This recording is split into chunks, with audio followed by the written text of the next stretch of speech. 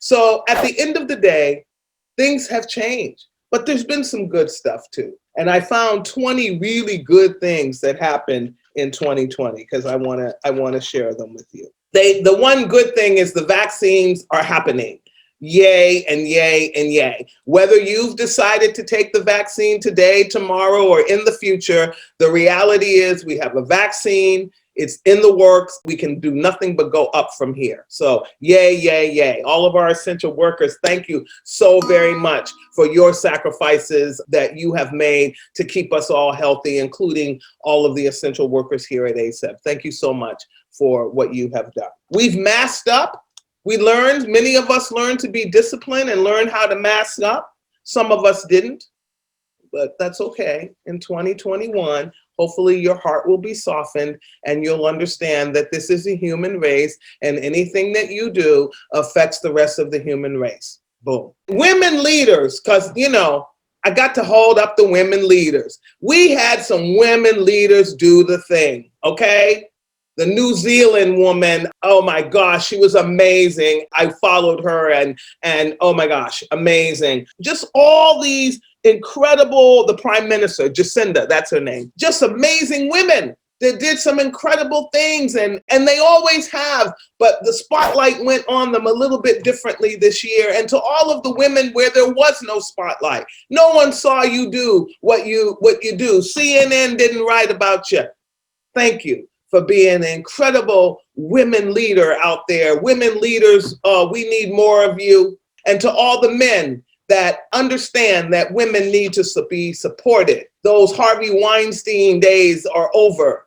And thank you for all the men who support their wives and stand beside them and understood how important it was for a movement, the Me Too movement, which, again, I have people all around me that say, oh, but there's people who, yes, there's always people that turn things, stop saying that mess. We know that. We know there's always somebody that lied and did something. But for the people who didn't, and something catastrophic like rape happened to them, we needed that movement to open the eyes of young men that are being raised or young parents that, you know what? You need to talk to your little people so that when they grow up into their manhood, they're not doing stuff like that. So yes, we know there's always people that it doesn't apply to. So stop saying that. You're wasting your breath. Find something else to say that's a little bit more positive. It's only a way to be in debate. Let's be in conversation. We talked about that already. Democracy.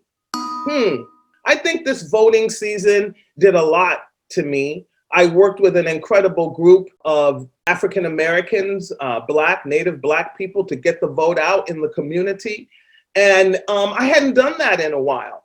And it made me feel so good, and again, I don't care who people vote for. That's none of my business. It's about democracy and making sure that everybody who has the right to vote got out and voted. I don't get caught up in all that negative drama that has nothing to do with me. That has nothing to do with me, who you go and mark your little X on. What I am going to fight for is your right to do it.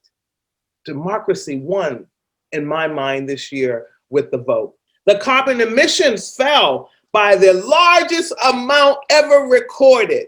And I know that. I know that because I said that shortly after COVID, after probably about 90 days, I said, because I'm an asthmatic. I said, oh my gosh, the air is clearer, the sky is bluer.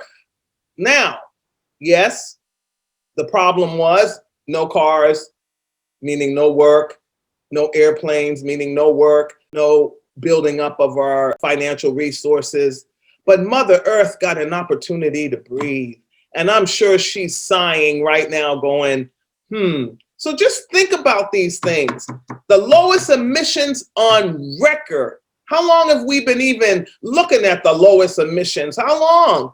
And if this is the only time that it was, what is Mother Earth telling you? What is that statistic saying? Electric cars during this time, they're speeding them things up. And I want one, but I am not going to let that thing just drive me around like the Jetsons without me having some control.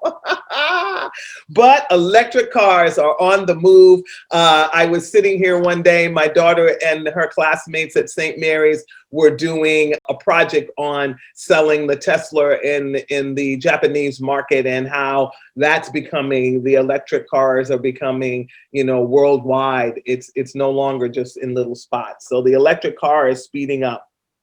More cities banish cars, like their downtown areas where can't drive down there anymore, and put up walking paths. And I know in Walnut Creek, there's a section like that where you can just walk around and they don't let the cars come through. And that's fabulous. I remember they did that in Boston when I lived near Filene's Basement, if any of you are familiar with that. And they closed it off so you could just walk from store to store, and just made it open mall kind of effect.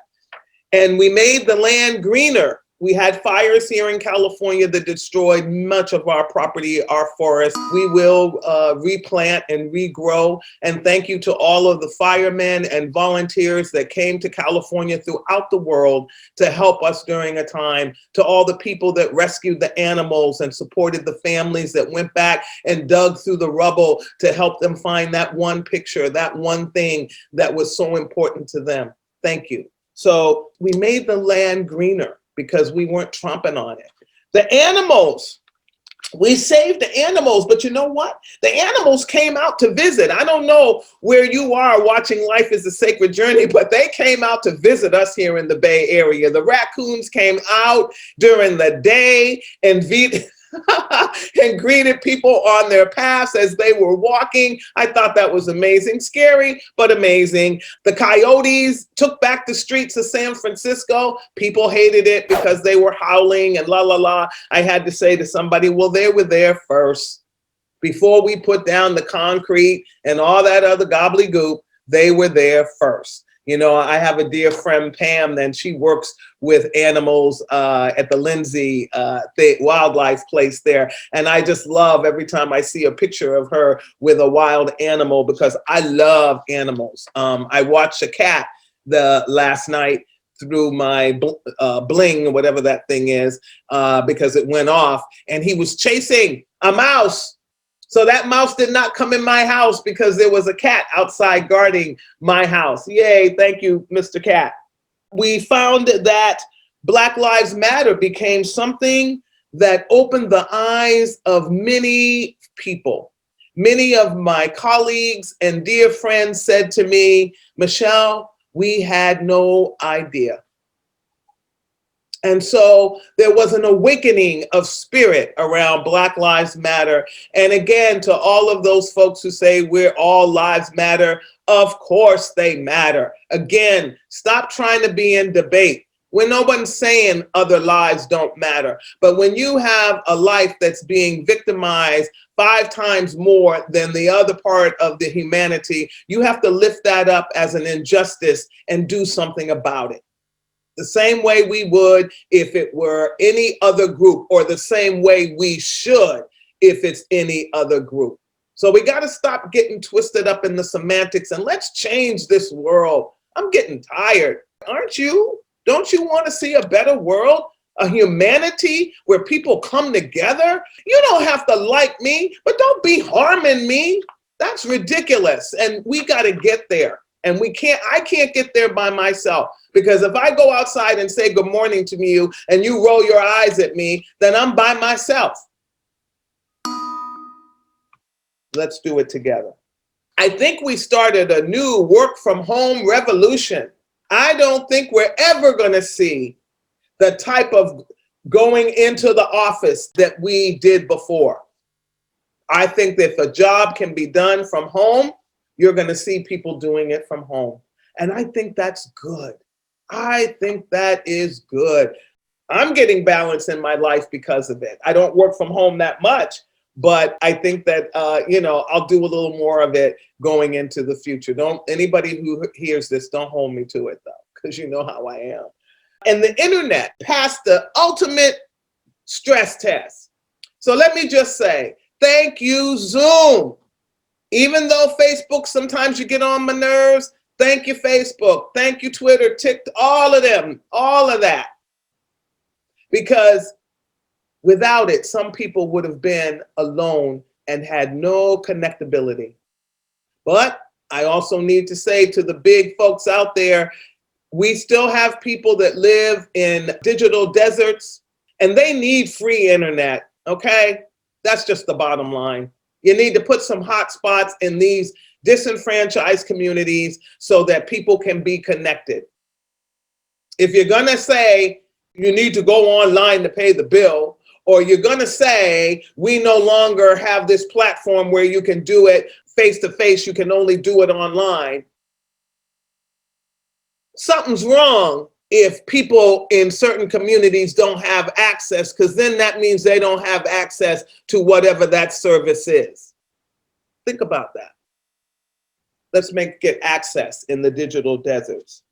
I think for now, we've avoided a Great Depression because some of us have been able to go back to work and spend money, and we spent money online, they said, for the holiday season. We still purchased gifts. Somebody still got a PS5 for $499. I actually saw them in the line at Best Buy before they were all gone.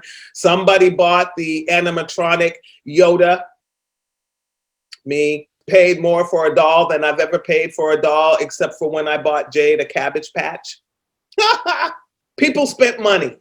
And so the capitalistic system that we support with the spending of our money, hopefully we will do that to help our restaurants stay afloat until they can get back open, because it's getting cold. It's hard to sit outside and eat. We're going to try that today ourselves. Let's make sure we put our money in the right places. Let's make our money work for us and stay in the community that we live for much longer to support the lives that are behind those registers.